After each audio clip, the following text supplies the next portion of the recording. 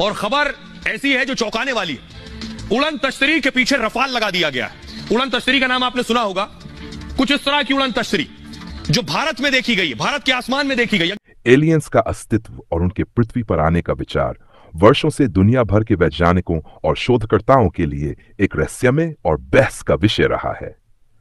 हाल ही में भारतीय अंतरिक्ष अनुसंधान संगठन के अध्यक्ष एस एस सोमनाथ ने कहा कि एलियंस पहले ही पृथ्वी पर आ चुके हो सकते हैं और वे तकनीकी रूप से इंसानों से कहीं अधिक विकसित हो सकते हैं। उनका यह बयान एक महत्वपूर्ण चर्चा का विषय बन गया है। भारत में एलियंस और उड़न तश्तरियों यूएफओस को लेकर कई कहानियां प्रचलित हैं। छत्तीसगढ़ के बस्तर जिले में दर्जन साल पुराने शैल चित्रों में उड़न तश्तरियों और अजीब आकृतियों वाले प्राणियों का चित्रण है, जिसे कुछ लोग एलियंस का प्रमाण मानते हैं। इसके अलावा लद्दाख और कांगड़ा घाटी जैसे हिमालयी क्षेत्रों में अज्ञात उड़ती वस्तुएं यूएफओ देखे जाने की घटनाएं रिपोर्ट की गई है। हालांकि वैज्ञानिक समुदाय में एलियंस के अस्तित्व को लेकर अभी भी स्पष्टता नहीं है। वैज्ञानिक मानते हैं कि ब्रह्मांड में जीवन के संकेतों का पता लगाने के लिए और अधिक शोध और सटीक प्रमाणों की आवश्यकता है।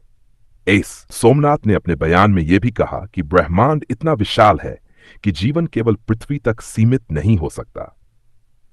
विज्ञान और जनमानस का दृष्टिकोण एलियंस का विषय न केवल विज्ञान के लिए बल्कि आम जनता के लिए भी जिज्ञासा का कारण है।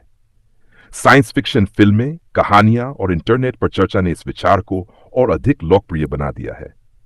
हालांकि विज्ञान सबूतों के आधार पर चलता है और अभी तक ऐसा कोई निर्णायक प्रमाण नहीं मिला है जो एलियंस के पृथ्वी पर आने की पुष्टि करता हो। निष्कर्ष: एलियंस के विषय पर भारतीय वैज्ञानिकों की राय और हाल की घटनाएं हमें यह सोचने पर मजबूर करती हैं कि ब्रह्मांड में जीवन के और भी कई रूप हो सकते हैं। यह मानवता के लिए एक रोमांचक चुनौती है कि हम अपने ग्रह से बाहर जीवन की खोज में कितना आगे बढ़ सकते हैं।